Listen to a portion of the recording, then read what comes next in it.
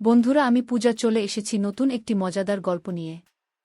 আজকের গল্পটি অনেক মজাদার হতে চলেছে। আজকের গল্পটি শুনলে তোমাদের পাইপ দিয়ে ঝরনার মতো স্রোত বয়ে যাবে, তাই গল্পটি শোনার আগে অবশ্য হেডফোন ব্যবহার করো। বন্ধুরা, তোমরা যারা আমার ইমো নাম্বার চাও তারা সবাই গল্পটি পুরো শুনবে, কেননা আজকের গল্পের মাঝে আমি আমার ইমো নাম্বারটি দিব। আর হ্যাঁ, শুধুমাত্র যারা চ্যানেলটি সাবস্ক্রাইব করবে তাদেরকে আমার ইমো নাম্বার দেয়া হবে। তাহলে চলো আজকের গল্পটি শুরু করি। বাবা আমার রুমে ধীরে ধীরে আসলেন। আমি দরজা ভিতর থেকে লক করতে ভুলে গেছি। আমি ঘুমিয়েছিলাম। বাবা আস্তে করে আমার বিছানায় বসল। তারপর বাবা আমার সাথে যা করেছিল তা কোনো মেয়েদের পক্ষে মেনে নেওয়া সম্ভব ছিল না। তাহলে আসল ঘটনাটি শুরু করি। আমার দুই মেয়ে, বড়টার নাম তুষ্টি আর ছোটটার নাম বৃষ্টি। তাদের মা খুব শখ করে মিলিয়ে দুই মেয়ের নাম রাখে। বড় মেয়ে ঢাকাতে থেকে কলেজে পড়ালেখা করে, আর ছোট মেয়ে আমার সাথে রাজশাহীতে থাকে। তাদের মা মারা যায় বছর 7 আগে। ছোট মেয়ের বয়স 13 বছর। আমাদের ফ্যামিলিতে আর কেউ নেই। একজন বুয়া আছে, সারাদিন রান্না বান্না করে সন্ধেবেলা চলে যায়। বৃষ্টির বয়স 13 হলেও তাকে দেখতে অনেক লম্বা আর সুন্দরী। এখনই তার বড় বোনের সমান লম্বা হয়ে গেছে, কিন্তু মন মানসিকতা ঠিকই বাচ্চাদের মতো। এখনো বুয়াই তাকে স্নান করিয়ে দেয়, বুয়াই তাকে দেখাশোনা করে। আমি কাজের মানুষ, সারাদিন বাহিরে থাকি।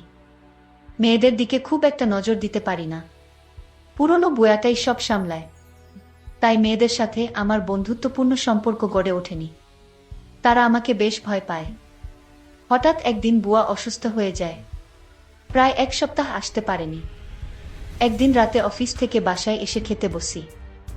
বৃষ্টি আমাকে ঠোঁট ফুলিয়ে বলল, বাবা আমাদের বুয়া 1 সপ্তাহ ধরে আসে না, তাই আমি গোসল পর্যন্ত করতে পারছি না। তুমি রোজ বাইরে থেকে খাবার নিয়ে আসো, এসব খেতেও আর ভালো লাগে না। তুমি কাল থেকে নতুন কোনো বুয়া নিয়ে আসো প্লিজ। আমি ঠাট্টা করে বললাম, গোসল না হয় আমিই করিয়ে দিলাম, কিন্তু খাবারের যখন সমস্যা তো নতুন বুয়া তো খুঁজতেই হয়। বৃষ্টি বলল, ঠিক আছে, কাল গোসল করিয়ে দিও। আমি খাওয়া বন্ধ করে মেয়ের দিকে চাইলাম। বৃষ্টি দেখতে খুব সুন্দর হয়েছে, একদম তার মায়ের মতো। আমি বৃষ্টির দিকে তাকিয়ে থাকতাম, কারণ আমার মেয়ে বৃষ্টি ঠিক তার মায়ের মতো হয়েছে। আমি আমার মেয়ের চেহারার দিকে তাকালে আমার স্ত্রীকে যেন খুঁজে পেতাম। আমি ভাবতে লাগলাম, মেয়েটি তো বড় হয়েছে, তারপরও এখনো বাচ্চাদের মতো আচরণ করে। তাকে গোসল না করিয়ে দিলে সে গোসল করবে না। আমি বাবা হয়ে মেয়ের দায়িত্ব তো নিতে হবে। আমি বৃষ্টিকে বললাম, তুই এখন নিজের গোসল করা নিজে শিখ, কারণ কিছুদিন পর তো তোর শ্বশুর বাড়ি যেতে হবে। মেয়ে তখন বলল, বাবা আমি কোনোদিন শ্বশুর বাড়ি যাব না। আমি তোমার সাথে সারা জীবন থাকব। এই বাড়ি ছেড়ে আমি কোথাও যাব না। আমি আমার মেয়ের কথা শুনে অবাক হয়েছিলাম। এই মেয়েকে নিয়ে আমি কি যে করি। পরের দিন তাকে আমি গোসল করিয়ে দিলাম, নিজ হাতে তুলে ভাত খাওয়াইয়া দিলাম। তারপর মেয়ে আমার শান্ত হলো। আমি বললাম, যাও বৃষ্টি, এবার তোমার রুমে গিয়ে ঘুমিয়ে পড়ো। সে বায়না করে বলল, বাবা ঠিক আছে, বড় আপুকে ছাড়া আমি একা আমার রুমে ঘুমাতে ভয় করে। আমি তাকে সান্ত্বনা দিয়ে বলেছিলাম, শোন মা, কিছুদিন পর থেকে তুই আমার রুমে ঘুমাবি। ঠিক আছে, এখন নিজের রুমে গিয়ে ঘুমিয়ে পড়ো মা। তারপর মেয়ে যখন তার নিজের রুমে ঘুমাতে গেল, আমি গভীর রাতে আমি ধীরে ধীরে মেয়ের শোবার ঘরে গেলাম। গিয়ে দেখি সে টিভি দেখছে। আমি তাকে গিয়ে বললাম, মা তুমি এখনো টিভি দেখছো? আমার মেয়েকে বললাম, মারে তোর মুখের দিকে তাকালে তোর মায়ের মুখটা আমার চোখের সামনে ভেসে উঠে। আমার কথা শুনে সে খুব খুশি হলো। আমি আমার মেয়ের দিকে তাকিয়ে রইলাম। আমি যেন আমার মেয়ের মাঝে আমার স্ত্রীকে খুঁজে পেলাম। আমি যখন এভাবে তাকিয়েছিলাম, সে কিছুটা অবাক হলো, বলল, তোমার কি হয়েছে বাবা? তুমি এভাবে আমার দিকে তাকিয়ে আছো কেন? আমি তোমার খুব আদরের মেয়ে, তাই না বাবা? আমি বললাম, হ্যাঁ মাম্মি, তুমি খুব আদরের মেয়ে আমার।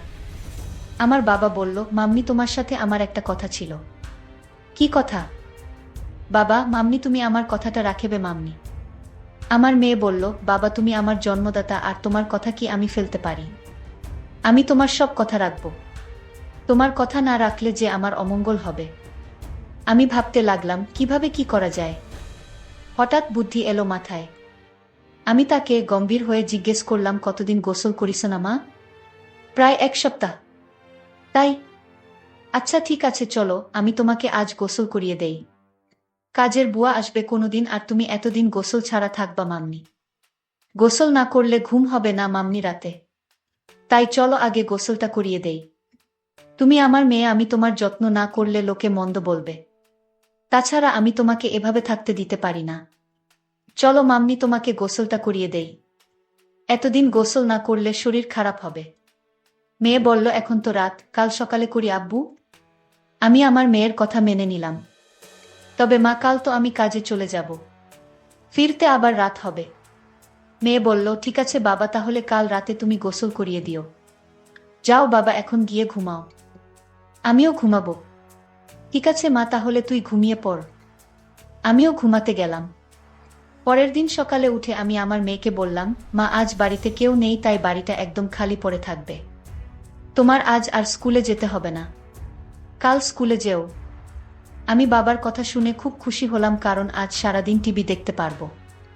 সেদিন আমি সারাদিন ঘরে বসে টিভি দেখেছিলাম, বড় আপুর সাথে ফোনে কথা বলেছিলাম। সন্ধ্যা ঘনিয়ে আসছে, বাবা এখনো বাড়িতে ফিরছে না। আমি বাবার জন্য অপেক্ষা করতে লাগলাম, কিন্তু বাবা প্রায় রাত 10টার দিকে বাড়িতে ফিরল। আমি বাবাকে জিজ্ঞেস করলাম, বাবা এত দেরি হলো কেন? আমি তোমার জন্য সেই কখন থেকে অপেক্ষা করছি, তোমার কোনো খবর নাই। বাবা বলল, মা আমি একটা ঝামেলায় পড়ে গিয়েছিলাম, তাই আসতে একটু দেরি হয়ে গিয়েছে। এখন চলো মা, গোসল করিয়ে দেই। মেয়েটা বলল, বাবা আমি আজ গোসল না করলে হয় না, খুব শীত লাগছে। আমি মেয়েকে বললাম, মা আজ তোমার গোসল করতে হবে, নইলে তোমার শরীরে অসুখ হয়ে যাবে, শরীরের সর্দি জ্বর আসতে পারে। আমি বাবার কথা শুনে বললাম, ঠিক আছে বাবা, চলো আমি গোসল করব। আমি তাকে বাথরুমে নিয়ে গেলাম। তারপর আমার ছোট মেয়েটাকে গোসল করিয়ে দিলাম। আমার লক্ষ্মী মেয়েটা বলল, বাবা আজ মাথাটা অনেক ভালো লাগছে, আমার শরীরটা ভালো লাগছে।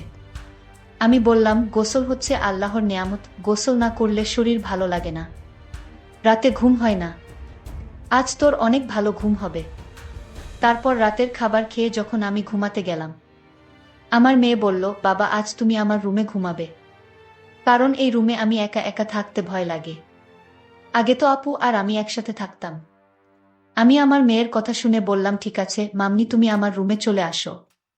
আমি আর আমার মেয়ে গল্প করতে শুরু করলাম। আমার মেয়ে আমায় জিজ্ঞেস করলো, বাবা তুমি মায়ের অভাব বোধ করছো? হ্যাঁ মা, তোর মা তুই অনেক ছোট থাকতে মারা গিয়েছিল। আমি তোদের কথা চিন্তা করে আমি আর কোনো বিয়া করিনি, কারণ সৎ মা বাড়িতে নিয়ে আসলে আরো যন্ত্রণা বাড়বে। তাই এইসব ভেবে আর বিয়ে করিনি, কারণ তোদের মুখের দিকে তাকিয়ে আমি সারাটা জীবন কাটিয়ে দিব।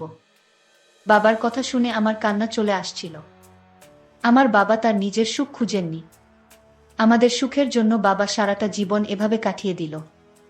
আসলে এরকম বাবা হয় না এই যুগে, কিন্তু আমি যে ভাবনাটা ভেবেছিলাম সেটা আমি ভুল ভেবেছিলাম। জানি না সেটা ভুল না সঠিক। আমি পরদিন রাতে বাবার রুমে থাকতে চাইনি, কারণ রাতে বাবা নাক ডাকে। এটাও সমস্যা ছিল না, আমি বাবাকে পাশে রেখে মোবাইল দেখতে পারি না, আর সেই জন্য সিদ্ধান্ত নিলাম, আজ থেকে আমি আমার রুমে একা ঘুমাবো।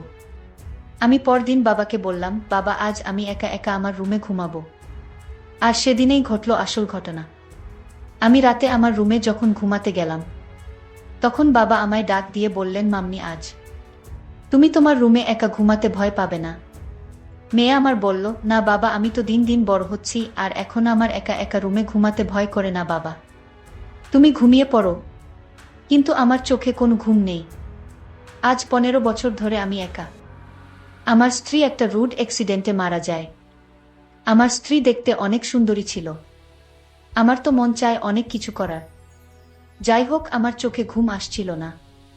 ঘড়ির কাঁটার দিকে তাকিয়ে দেখি রাত প্রায় 1টা বাজে। আমি আস্তে করে আমার মেয়ের রুমের দরজার কাছে গেলাম। দরজাটা ধাক্কা দিতেই খুলে গেল। আমার মেয়ে হয়তো দরজাটা ভিতর থেকে লক করতে ভুল গেছে। আমার আর কষ্ট হলো না। আমি রুমের ভিতর ঢুকলাম। আমার মেয়ের দিকে তাকিয়ে দেখি কত শান্তির ঘুম ঘুমাচ্ছে। মনে হচ্ছে নিষ্পাপ একটা মেয়ে। তাকে ড্রিম লাইটের আলোতে অনেক সুন্দর দেখা যাচ্ছিল, ঠিক তার মায়ের মতো। আমার কাছে মনে হলো এটাই বুঝি আমার স্ত্রী। আমার নিজের মেয়েটাকে দেখে আমার অন্যরকম অনুভূতির সৃষ্টি হলো। আমি ধীরে ধীরে মেয়ের বিছানার পাশে গিয়ে বসলাম। এক নজর তার দিকে তাকালাম। আমার অনেক ভয় করছিল। যদি আমার মেয়ে এখন জেগে যায়, তখন কি ভাববে? আমি ভুলে গিয়েছিলাম এটা আমার মেয়ে শুয়ে আছে। এটা আমার জন্য একটা বড় সুযোগ। এসব ভাবতে ভাবতে হঠাৎ আমার মেয়ে জেগে উঠল। জেগে আমায় দেখে চমকে উঠল আর বলতে লাগলো, বাবা এত রাতে আমার রুমে কি করছো? আমি বললাম, কেন, আমি কি তোমার রুমে আসতে পারি না? কিন্তু বাবা, আমি তো দরজা লক করে ঘুমাচ্ছিলাম। তুমি রুমের ভিতরে ঢুকলে কি করে? আমি বললাম, মা তুই ঘুমানোর আগে দরজা লক করতে ভুলে গিয়েছিলি, আর তাই তো তোর রুমে আসতে পারলাম। বাবা, তুমি ইদানিং কেমন জানি হয়ে গেছো। যাও তোমার রুমে গিয়ে ঘুমাও। যখন তখন আমার রুমে হুট ঘরে চলে আসো। পরদিন সকালে আমি আমার মেয়েকে বললাম, মা গোসল করবি না? আমি চলে গেলে কে তোরে গোসল করাবে? মেয়ে তখন বলল, বাবা আজ থেকে তোমার আর কষ্ট করতে হবে না, আমি নিজেই গোসল করতে পারবো। আমি আমার মেয়ের কথা শুনে ভাবলাম, মেয়ে কি আমার মনের কথা জেনে গেছে? আরেক মনে ভাবলাম, সে আমার মনের খবর কি করে জানবে? আমি রাতে বাড়িতে ফিরলাম, ফিরে দেখি মেয়ে ঘরে বসে টিভি দেখছে। আমি আমার মেয়েকে জিজ্ঞেস করলাম, বৃষ্টি আজ তুই আমার রুমে ঘুমাবি? কারণ আমার শরীরটা ভালো না। আমি বাবার বাহনা কিছুটা বুঝতে পারছি, কারণ বাবার ইদানিং মনের ভিতর খারাপ কিছু চলছে। আমার বাবাকে সন্দেহর সৃষ্টি হলো। আমি সিদ্ধান্ত নিলাম, আমি আর বাবার রুমে ঘুমাবো না। বাবা ইদানিং পাগলের মতো হয়ে গেছে। আমি আজ আমার রুমে ঘুমাতে গেলাম। রাতের শরীরটা ক্লান্ত ছিল, তাই আজ সকাল সকাল ঘুমিয়ে পড়েছিলাম। রাত যখন গভীর হলো, আমি অনুভব করলাম আমার রুমে কে যেন প্রবেশ করছে, আমার সাথে অদ্ভুত আচরণ করার চেষ্টা করছে। আমি যখন বুঝতে পারলাম, আমি ঘুম থেকে উঠে বাবাকে দেখতে পাইলাম। আমি বাবাকে বললাম, বাবা এত রাতে আমার রুমে কেন আসলে? আর আমার সাথে এমন আচরণ কেন করছো? বাবা, তুমি ভুলে গেছো আমি তোমার মেয়ে। তুমি এখনই রুম থেকে বাহির হয়ে যাও। বাবা তখন চিৎকার করে বলল, আমি এ রুম থেকে যাব না। এই রুমে আমার স্ত্রী লুকিয়ে আছে। বের করে দাও আমার স্ত্রীকে। বাবার কথা শুনে আমি অবাক হয়ে গেলাম। আশ্চর্য তো, বাবা এসব কি বলছে? বাবা, আমি তোমার আদরের মেয়ে, তুমি এসব কি বলছো বাবা? তুমি যদি আমার সাথে খারাপ আচরণ করো তাহলে আমি ভুলে যাব তুমি আমার বাবা। বাবা আমায় বলল, আজ আমি মরে যাব তাও আজ এই রুম থেকে বের হব না। বাবার এমন কথা শুনে আমি বাবাকে একটা ধাক্কা মেরে ফেলে দিলাম। বাবা তখন অজ্ঞান হয়ে লুটিয়ে পড়ল। আমি তাড়াতাড়ি বড় আপুকে ফোন দিলাম। বড় আপু আর আমি বাবাকে হাসপাতালে নিয়ে গেলাম। বাবা 3 দিন যাবত অজ্ঞান ছিল। বড় আপু আমায় বলল, তুই নিজের বাবাকে ধাক্কা মারলি। আপু, তুই জানিস না বাবা প্রতি রাতে আমার রুমে আসতো, অন্যরকম আচরণ করার চেষ্টা করত। তাই আজ আমি বাবাকে কখন যে ধাক্কা মারলাম তা বুঝতে পারিনি। বাবার যখন জ্ঞান ফিরল, ডাক্তার বলল, আপনার বাবা পাগল হয়ে গিয়েছে। ওনার ব্রেন নষ্ট হয়ে গিয়েছে, আর তাই আপনার সাথে এরকম খারাপ করত। ডাক্তারের কথা শুনে আমি কান্না করতে লাগলাম আর বলতে লাগলাম, আমি বড় ভুল করে ফেলেছি। আমার বাবা জ্ঞান হারা ছিল, আর তাই তো আমার সাথে এরকম করত। বাবা তো আগে এরকম করত না। আমাদের কথা শুনে বাবা বেড থেকে উঠে বসল, আর আমাদের 2 বোনকে উদ্দেশ্য করে বলতে লাগলো, শোনো মা, ডাক্তার ভুল বলেছে। আমি পাগল নই, আমার মাথাও ঠিক আছে। আমি 15 বছর ধরে তোদের মাকে দেখি না, আর তাই সে আমার পাশে না থাকাতে আমি সারাক্ষণ চিন্তায় ডুবে থাকতাম। আমার কিছুই ভালো লাগতো না। কিন্তু আমার ছোট মেয়ে বৃষ্টির দিকে তাকালে আমার মনে হতো আমার স্ত্রীকে খুঁজে পেয়েছি, কারণ বৃষ্টি দেখতে হুবহু তার মায়ের মতো। আর তাই আমার মেয়ে হিসেবে বৃষ্টিকে দেখতাম। এতে আমার চিন্তা কমে যেত। আমি প্রতি রাতে তার রুমে গিয়ে তার কাপড় চোপড় এলোমেলো থাকলে আমি তা গুছিয়ে দিতাম। এটা কি আমার অপরাধ? আমার নিজের মেয়েকে স্নেহ করা কি আমার অপরাধ? আমার মেয়েকে আমি দেখতে না পেলে আমার খুব কষ্ট হতো রে মা। আমার মেয়েকে আমি সবসময় চোখে চোখে রাখা, সেটাও কি আমার অপরাধ? বাবার মুখে এমন কথা শুনে আমি হাও মাও করে কান্না করতে শুরু করলাম। বাবার পায়ে ধরে আমি বাবার কাছে ক্ষমা চাইলাম। বাবা, তুমি আমায় ক্ষমা করে দাও। আমি তোমাকে ভুল বুঝেছিলাম। আসলে তোমার মতো বাবা পাওয়া এখনকার যুগে ভাগ্যর ব্যাপার। বাবাও আমাকে ক্ষমা করে জড়িয়ে ধরে বলল, কাঁদিস না মা। তুই কাঁদলে যে আমি সহ্য করতে পারি না। আজকের গল্পটি কেমন লাগলো তা অবশ্যই কমেন্ট করে জানাতে ভুলবেন না। আর যদি গল্পটি তোমাদের কাছে ভালো লাগে তাহলে আমার চ্যানেলটিকে সাবস্ক্রাইব করে পাশে থাকবেন। ধন্যবাদ।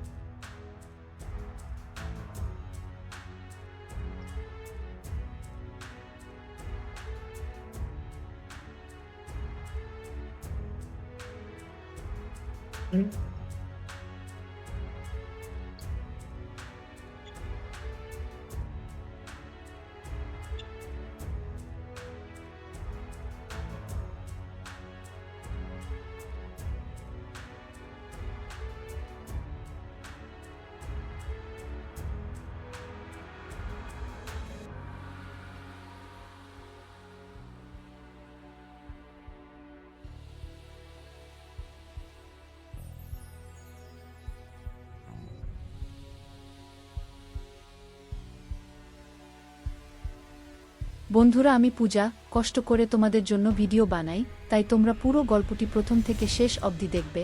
যারা নিয়মিত আমার চ্যানেলের ভিডিওগুলো দেখবেন এবং শুনবেন তাদেরকে আমার ইমো নাম্বার দিব পরবর্তী গল্পে।